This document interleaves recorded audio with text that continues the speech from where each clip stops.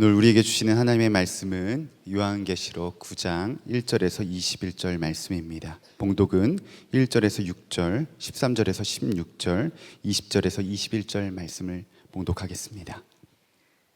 다섯째 천사가 나팔을 불었습니다. 내가 보니 하늘에서 땅에 떨어진 별이 하나 있는데 그 별은 아비소스를 여는 열쇠를 받았습니다. 그 별이 아비소스를 여니 거기에서 큰 용광로의 연기와 같은 연기가 올라왔습니다. 그래서 해와 하늘이 그 구덩이에서 나온 연기 때문에 어두워졌습니다. 그리고 그 연기 속에서 메뚜기들이 나와서 땅에 퍼졌습니다. 그것들은 땅에 있는 전갈이 가진 것과 같은 권세를 받아 가지고 있었습니다. 그것들은 땅에 있는 풀이나 푸성귀나 나무는 하나도 해하지 말고 이마에 하나님의 도장이 찍히지 않은 사람만을 해하라는 명령을 받았습니다.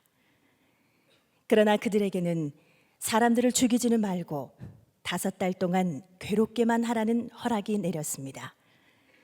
그것들이 주는 고통은 마치 전갈이 사람을 쏠 때와 같은 고통이었습니다. 그 기간에는 그 사람들이 죽으려고 애써도 죽지 못하고 죽기를 원해도 죽음이 그들을 피하여 달아날 것입니다. 여섯째 천사가 나팔을 불었습니다.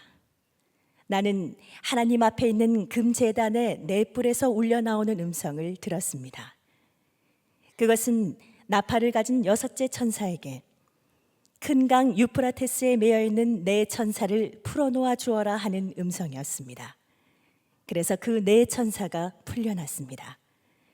그들은 사람의 3분의 1을 죽이기 위하여 그 해, 그 달, 그날, 그때에 맞추어 예비된 이들입니다. 내가 들은 바로는 그 천사들이 거느린 기마대의 수는 2억이나 된다는 것입니다. 이런 재앙에서 죽지 않고 살아남은 사람이 자기 손으로 한 일들을 회개하지 않고 오히려 귀신들에게나 또는 보거나 듣거나 걸어다니지 못하는 금이나 은이나 굴이나 돌이나 나무로 만든 우상들에게 절하기를 그치지 않았습니다.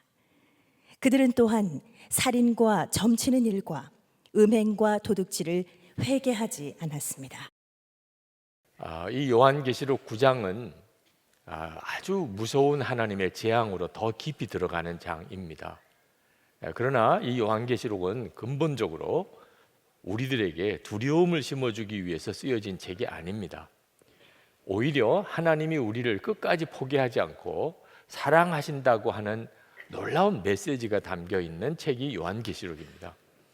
그래서 오늘 이 요한계시록 9장을 살펴보는 중에도 여러분들은 우리를 향한 변함없는 하나님의 사랑에 대한 눈이 열리게 되기를 축복합니다. 이 요한계시록 9장에는 5번째, 6번째 나팔 재앙이 나옵니다. 이 5번째 나팔 재앙은 요한이 보니까 하늘에서 별이 하나 떨어지는 것을 봅니다. 많은 성경학자들이 사탄을 의미한다고들 그렇게 해석합니다. 그 별이 이 무저갱의 열쇠를 가지게 되는데 그 무저갱은 악한 영이 갇혀져 있는 곳이라고 성경은 그렇게 말하고 있습니다. 예수님께서 귀신을 내어 쫓을 때 그 귀신들이 우리를 무저갱에 가두지 말아 달라고 하는 요청을 한 적이 있습니다. 그 악한 영들이 갇혀 있는 그 무저갱의 열쇠를 이 사탄이 가지고 그 무저갱의 열쇠를 엽니다. 그리고 거기서 수많은 악한 영들이 짙은 연기처럼 이 세상에 이제 나오게 되고 사람들을 무섭게 고통스럽게 만드는 일이 이 5번째 재앙입니다. 이 5번째 재앙에 나오는 이 연기와 함께 나오는 메뚜기 환상이 정확하게 뭘 의미하는지는 성경학자들마다 설교자들마다 해석이 너무나 구구각색이라 제가 그 점에 대한 해석은 시도하지 않으려고 합니다. 그러나 한 가지 분명한 사실은 마지막 때가 되면 악한 영이 온 세상에 퍼져서 수많은 사람들을 고통스럽게 할 것이라는 것입니다. 여러분, 악한 영의 역사를 절대로 작게 여기시면 안 됩니다.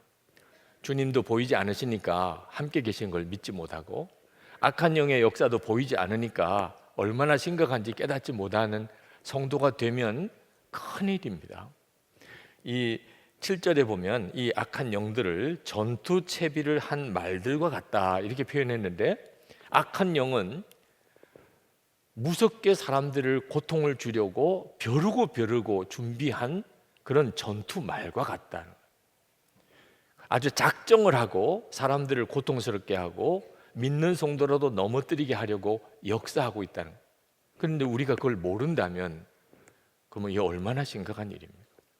가룟 유다는 예수님이 택한 제자 중에 12제자 중에 하나였는데도 마귀가 그 가룟 유다의 마음에 들어가고 가룟 유다를 예수님 은30에 팔게 만들잖아요. 그렇게 충성스러웠던 베드로도 두려움의 영으로 역사하니까 예수님을 3번이나 부인했잖아요.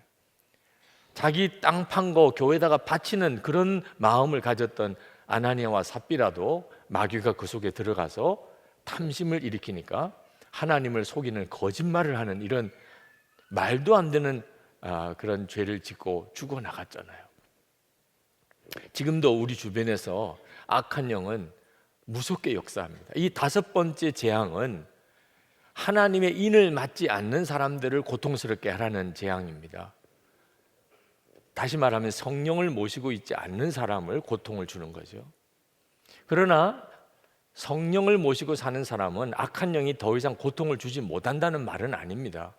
이 5번째 재앙에서만 그렇다는, 그 다른 재앙에 대해서도 똑같은 적용이 되는 건 아닙니다.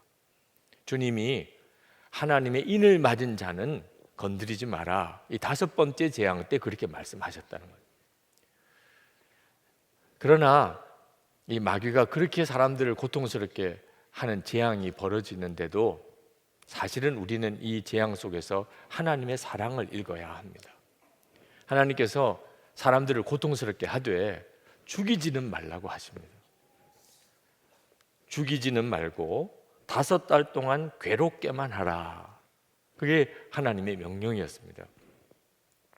실제로 어떤 사람들은 차라리 죽는 게 낫다는 말을 하기도 합니다. 그만큼 힘들다는 거죠. 죽으면 모든 고통이 끝나니까 차라리 죽고 싶다고 자살의 유혹을 느끼는 사람도 많습니다. 실제로 어떤 사람은 정말 그렇게 느껴질 수도 있어요. 근데 여러분 잘 아셔야 됩니다. 하나님께서 죽이지는 말고 고통스럽게만 하라는 것은 사람을 더욱 괴롭게 하려고 하심이 아닙니다. 그렇게 느껴질 수도 있지만 여러분, 죽고 나면 고통이 끝난다는 도대체 그 근거가 어디 있습니까? 영생을 알지 못하고 그렇게 사는 사람들이나 그렇게 생각하는 겁니다. 죽고 난 다음에는 모든 은혜가 끝입니다. 지금은 그래도 아무리 흉악한 죄인이라도 하나님의 은혜 안에 있습니다. 그래도 지금이 견디기가 괜찮은 때입니다. 죽고 나면 그때는 정말 상상할 수 없는 고통이 시작이 됩니다. 그래서 하나님이 죽이지는 말고 고통스럽게만 하라는 겁니다. 그러니까 하나님의 뜻은 뭐죠? 그런 고통 가운데서 깨닫고 회개하고 돌아오라는 거예요. 하나님이 우리를 괴롭게 하신다면 이유는 하나밖에 없습니다. 빨리 죄를 깨닫고 회개하고 돌아오라는 거예요. 재앙이 무서운 게 아니고 하나님의 부르심이 귀중한 것이죠. 6번째 재앙은 더 무서운 재앙인데 2억 가까운 기마대가 이 지구상에 있는 사람 3분의 1을 다 죽여버립니다. 유브라데 강에 묶여있는 천사들을 풀어주게 되는데, 그러면서 2억 가까운 기마대가 나옵니다. 여기 2억은 많다는 뜻입니다. 상징적인 숫자죠. 무수히 많은 군대가 나타나서 사람들을 죽이게 된다는 거예요. 도대체 이게 뭘 의미하는 건지 해석하기가 또 구구각색이긴 합니다만, 그냥 우리는 이 6번째 재앙이 현실로 다가오는 것을 충분히 알 수 있는 시대에 살고 있습니다. 그전에는 이 지구상에 인구 3분의 1이 한꺼번에 죽는 이런 일이 가능한가? 그랬던 때가 있었죠. 지금은 얼마든지 가능하다고 생각합니다. 핵전쟁 일어나면 이 지구상의 3분의 1이 한순간에 죽는 일은 이제는 뭐 상상하기 어렵지 않죠. 그런 정말 두려운 일이 6번째 재앙 가운데서 일어나는 것입니다. 아니, 하나님이 사랑의 하나님이신데 어떻게 사람을 그렇게 죽일 수가 있나? 여러분, 우리가 회개할 가능성이, 회개하고 돌이킬 가능성이 0.0000001%라도 있다면 하나님은 심판하지 않으십니다. 하나님이 심판하시는 이유는 하나예요. 회개할 가능성이 없게 되는 경우입니다. 그러니까 회개하지 못한다는 것은 정말 무서운 일입니다. 실제로 오늘 말씀해 보면 사람의 3분의 1이 죽는 끔찍한 재앙이 벌어지는데도 회개하지 않는 사람이 있을 거라고 말씀하고 있습니다. 20절에 보면 이런 재앙에서 죽지 않고 살아남은 사람이 자기 손으로 한 일들을 회개하지 않고, 재앙이, 끔찍한 재앙이 일어나는 그 상황에서도 여전히 자기들이 믿는 우상을 섬기고 살려달라는 거겠죠. 그러면서 자기들이 저지르는 죄, 살인죄, 귀신에게 가서 점치는 죄, 남의 것 도적질하는 도적질죄, 음행의 죄, 거기서 돌이키지 않는다는 겁니다. 재앙이 무서운 게 아닙니다. 하나님이 그렇게 말씀하셔도, 하나님이 그렇게 역사하셔도 회개하지 않는 이 굳어진 마음이, 그거 진짜 무서운 것입니다. 죄를 짓고도 자기가 어떤 죄를 짓고 있는지 모르는 것이 사람입니다. 아유, 목사님, 그런 사람이 어디 있어요? 우리가 다 죄를 짓기는 하지만 자기가 짓는 죄를 자기가 모르는 그 정도 사람은 아닙니다. 여러분, 한번 제가 질문해 볼까요? 여러분의 남편이나 아내에게 여러분은 어떤 죄를 지었는지 아십니까? 부부 세미나 해보면 좀 정해진 틀 속에서 이제 대화의 시간을 갖게 되니까 그렇긴 합니다만, 하여튼 이제 아내는 아내대로 하고 싶은 이야기를 하고 남편은 남편대로 하고 싶은 이야기를 하다 보면 깜짝 놀랍니다. 내가 당신에게 그렇게 힘들게 했느냐? 내가 당신을 그렇게 고통 속에 몰아넣었었던 거냐? 몰랐다는 거예요. 사람이 자기 죄를 알까요? 여러분, 여러분의 부모님에게 어떤 죄를 지었는지 아십니까? 아유, 저도 저희 부모님에게 뭐 잘한 건 없지요. 그건 아는 거 아닙니다. 구체적으로 언제 어떤 죄를 지었는지 모르는 사람은 아는 게 아닙니다. 여러분 자녀들에게 어떤 죄를 지었는지 아십니까? 아이들이 수련회 가서 은혜 받으면 제일 먼저 하는 고백이 뭔지 아십니까? 엄마 용서하고 아빠 사랑하겠다는. 그 이야기 들은 부모들은요, 더 열이 받쳐요. 아니, 용서는 내가 너희를 하는 거지 무슨 너희들이 나한테 용서하냐. 모르는 거예요. 부모가 자식들에게 어떤 잘못을 저질렀는지 몰라요. 여러분은 하나님에게 무슨 죄를 지었는지 알고는 계십니까? 몰라요, 사람들이. 회개가 없는 것이 구원받지 못한 사람들의 특징입니다. 죄가 죄인 줄도 모르고 사니까요. 근데 여러분, 예수 믿고 구원받은 사람의 특징은 그럼 뭐겠습니까? 회개가 된다는 거예요. 회개가 된다는 거예요. 회개가 되는 것이 예수 믿고 구원받은 사람의 특징입니다. 성령께서 우리의 마음의 중심에 오시기 때문입니다. 성령께서 우리 안에 오셔서 하시는 일이 죄가 죄인 것을 깨닫게 하는 거예요. 그래서 사람이 예수님을 믿고 성령을 받고 나면 그냥 꼬꾸라지는 겁니다. 내가 죄인이요. 내가 죄인이요. 회개가 터지는 거죠. 예수 믿고 구원받은 사람의 공통적인 체험입니다. 죄는 절대로 즐거운 일이 되지 못합니다. 그전에는 은밀하게 아무도 모르게 그렇게 짓는 죄는 정말 은밀한 쾌감이 있었죠. 이제는 은밀한 게 없어요. 내 안에 성령 하나님을 모시고 살면 죄는 나를 고통스럽게 만듭니다. 그래서 회개하게 되는 거예요. 제가 존경하는 목사님 그 교회 교육자들과 함께 수련회를 갔던 이야기를 그 글에 쓰셨습니다. 목사님 전도사님들과 수련회 가서 종이를 백지를 다 나눠드렸대요. 그리고 거기 한번 써보라고 그랬습니다.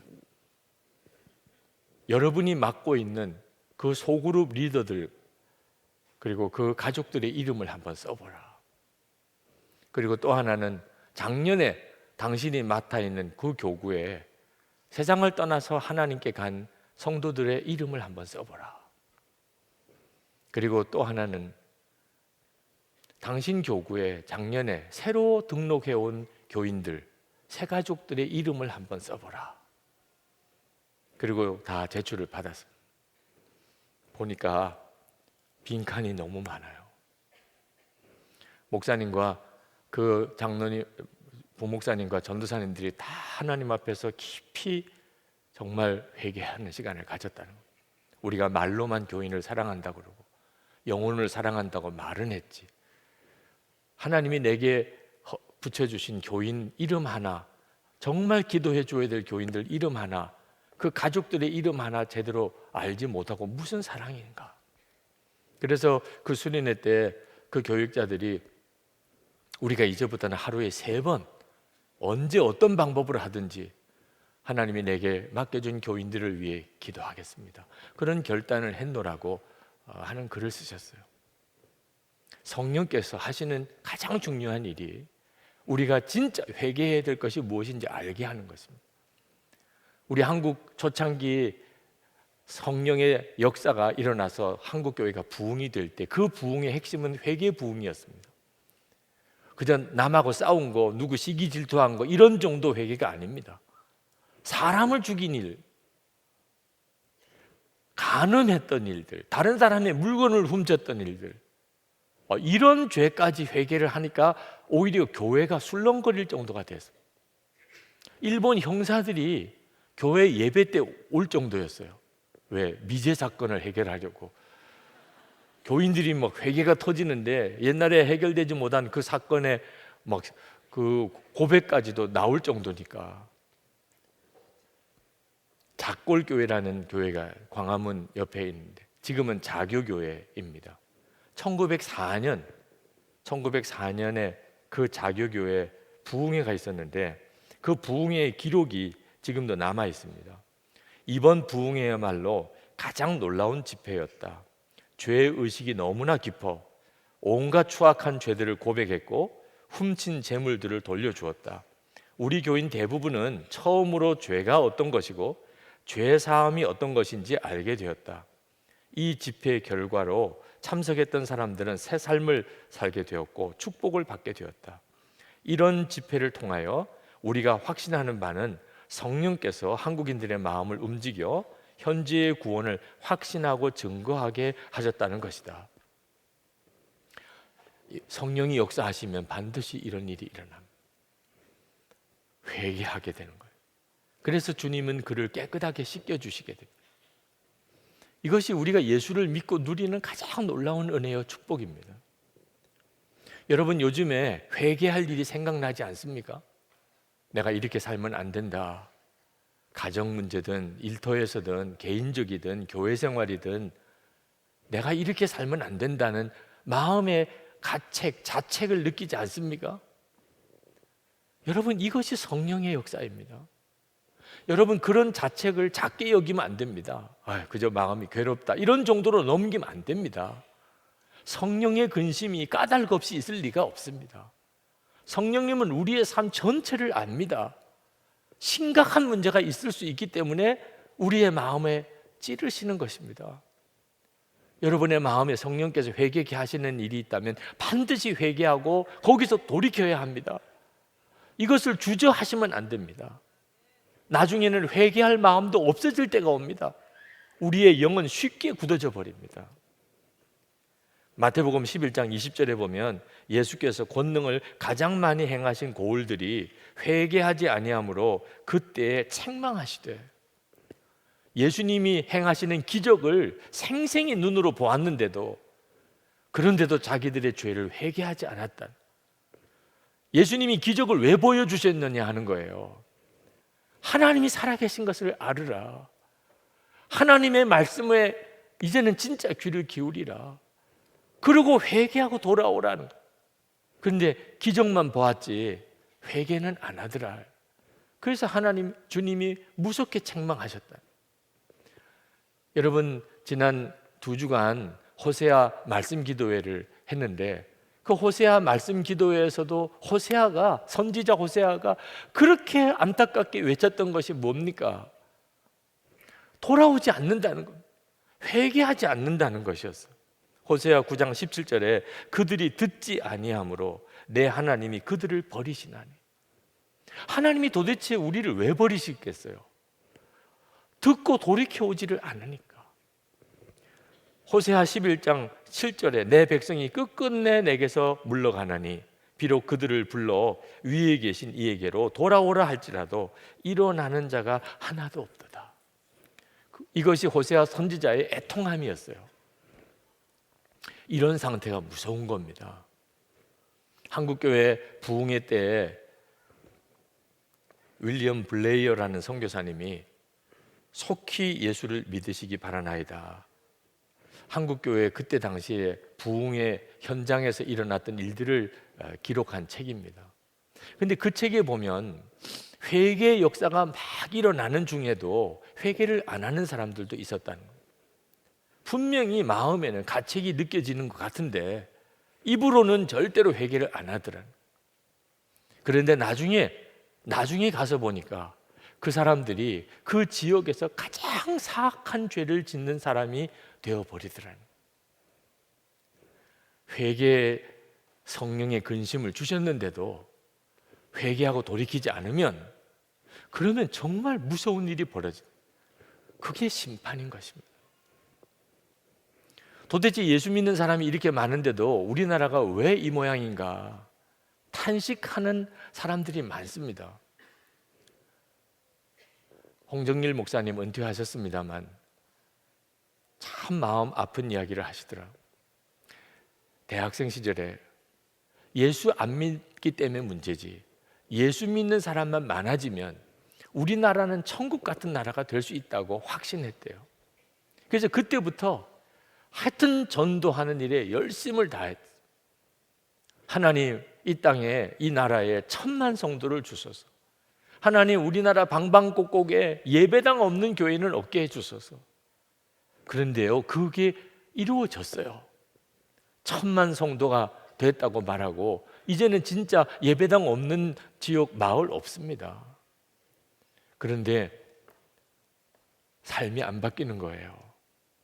예수를 믿는데 삶은 안 바뀌는 사람들이 너무 많은 거예요. 아, 그렇구나. 그저 예수만 믿게 해서는 안 되는 거구나. 성경 말씀을 가르쳐야 되는 거고. 그래서 그때부터 제자 훈련을 또 열심히 했대요. 그래서 정말 제자 훈련 열풍이 불었죠. 그런데 한국교회 교인들이 성경하는 지식은 엄청나게 많아졌는데 여전히 삶은 안 바뀌는 거예요. 제자 훈련을 그렇게 잘한다고 하던 교회들이 펑펑 넘어지고 오히려 문제가 되는 일이 일어나면서 너무너무 당황스럽더라는 거예요. 예수를 믿게 해도 안 되고 제자 훈련을 시켜도 안 되는 걸 어떻게 해야 되느냐는 거예요. 당신이 목회에 실패했노라고 그런 마음 아픈 고백을 하셨어요. 여러분, 교인 수가 얼마나 몇 명이냐 이제는 아무 의미가 없다는 거 다 알 때가 됐습니다. 교인이 뭐 1000만이냐 2000만이냐 500만이냐 이건 의미가 없는 거라는 거예요. 제자 훈련 했느냐 안 했느냐 이것도 의미가 없어요. 문제는 그 사람이 진짜 회개하고 삶이 바뀌었느냐 하는 겁니다.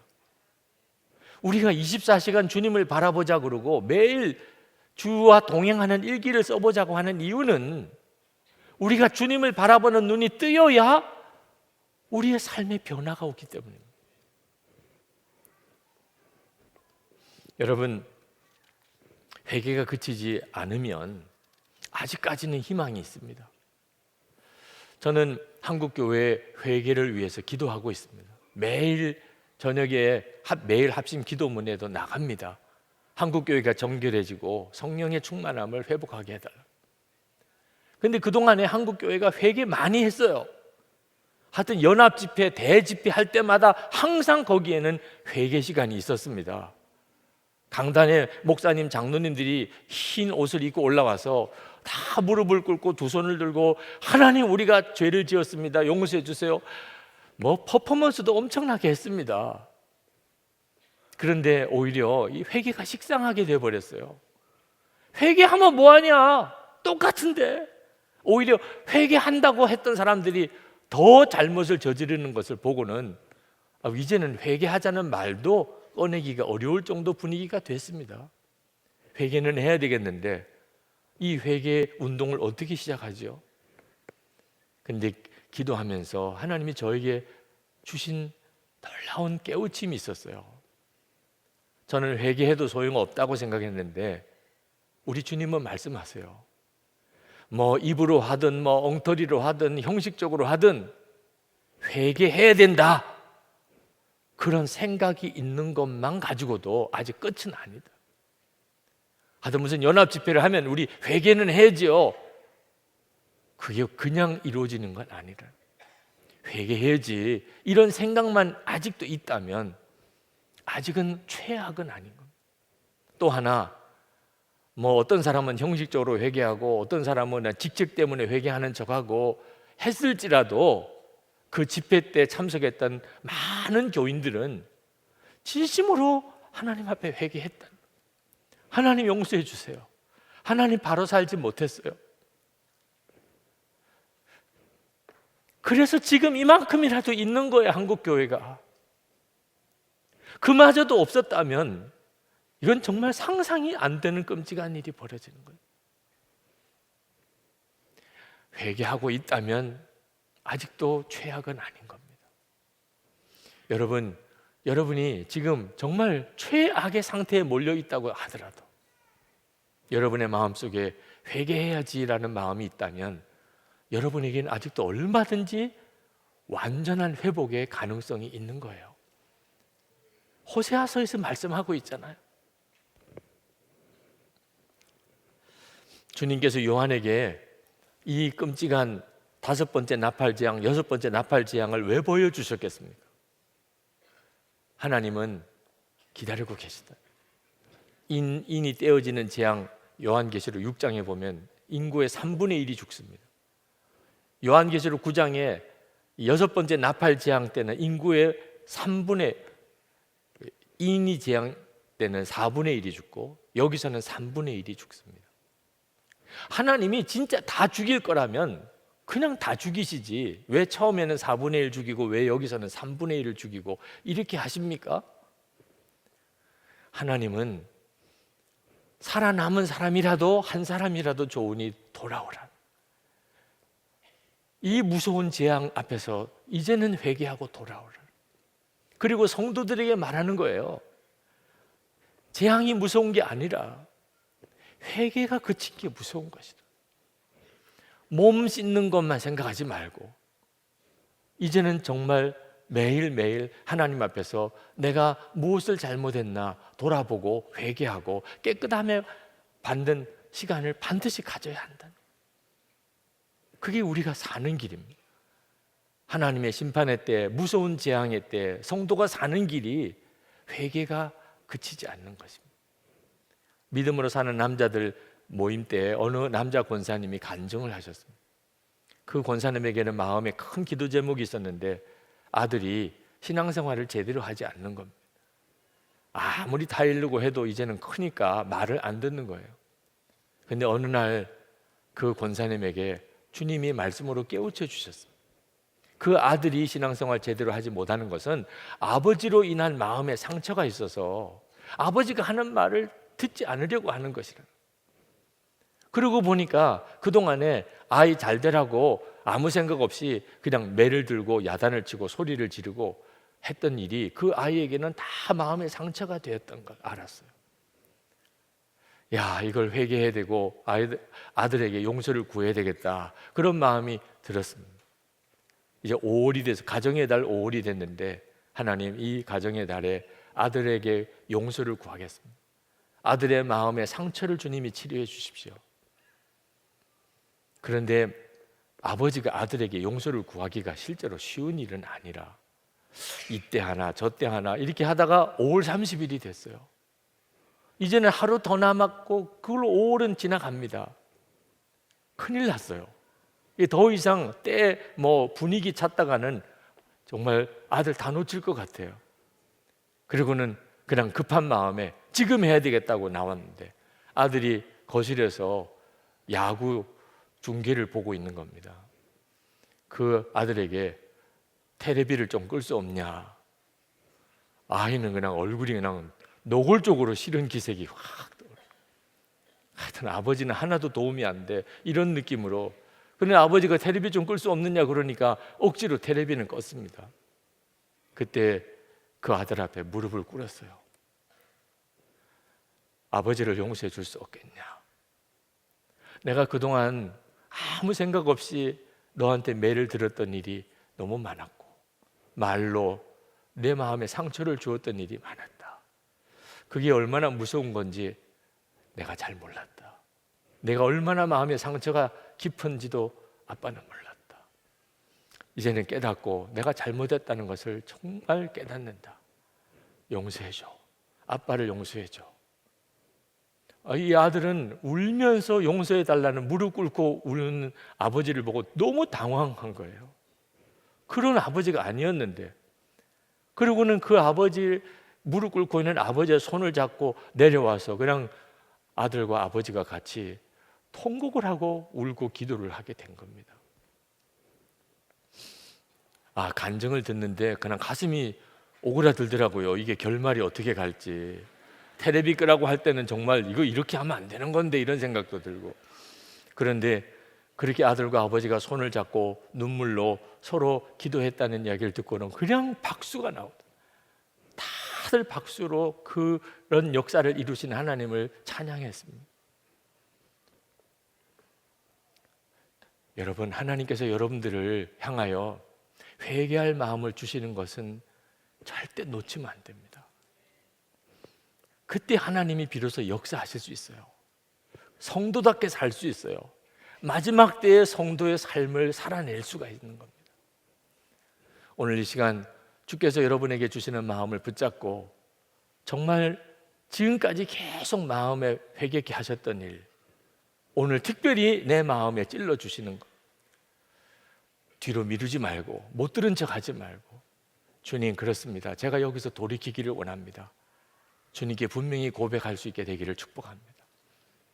우리 인내하신 구세주여, 너무나 유명한 찬송이죠. 그 찬송을 우리 같이 부르고 기도하기를 원합니다. 우리 일어나셔서 부르겠습니다.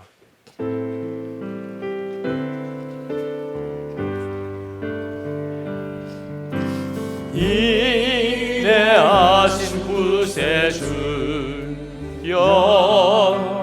내가 비오니 죄인 오라실 때에 날 부르소서. 주여 주여, 내가 비오니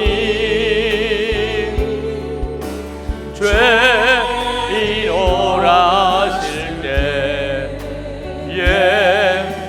날 부르소서.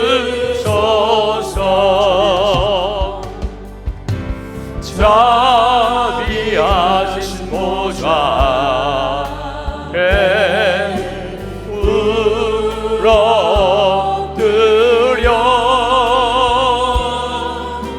작고 가고 회개하니 믿음 주소서. 주여 주여, 내가 비오니 죄인 오라실 때에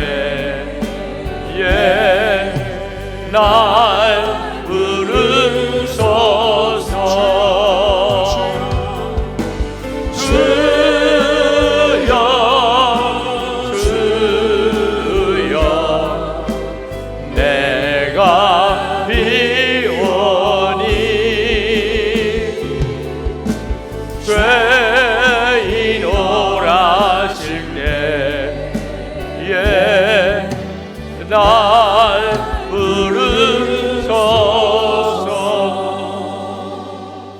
여러분이 회개할 마음 주시는 것이 성령의 역사입니다. 그걸 붙잡고 주님 앞에 나가 기도하십시오. 점점 더 주님이 더 강하게 역사해 주실 것입니다. 우리 주여 부르짖고 기도하겠습니다. 주여!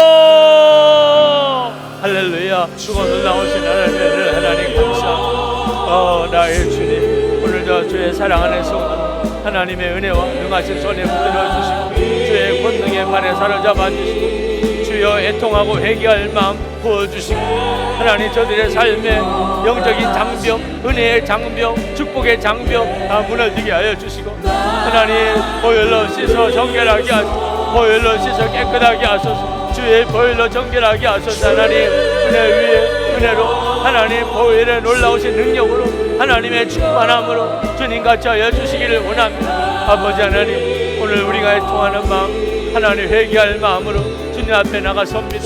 하나님 풀어주소서. 하나님 묶인 거 풀어주소서. 하나님 모든 장벽 깨끗하게 씻어주소서. 모든 더러운 거 씻어주소서. 다시 시작할 힘을 주소서. 다시 시작할 은혜를 주소서. 하나님 감사합니다. 은혜와 사랑이 많으신 하나님, 오늘도 주의 은혜를 갈망합니다. 주님 앞에 섰습니다. 우리의 마음의 중심에 정말 씻어져야 될 죄, 이제는 끊어버려야 될 죄, 이제는 떠나야 될 자리 이제 분명히 알게 해 주옵소서. 안 된다 못한다 하는 말 십자가에 못 박겠습니다. 이제는 오직 주님 말씀하시면 순종하겠습니다. 성도들에게 역사하소서. 성령의 능력으로 도와소서. 주를 바라보는 눈도 열어주시고 악한 영의 역사도 보게 해주시고 죄의 무서움도 알게 해 주옵소서. 간구하고 회개할 때 주님 모든 은혜의 장벽, 축복의 장벽 다 무너지게 하소서. 모든 더러운 거 다 씻어지게 하소서. 다시 시작할 수 있게 해주소서.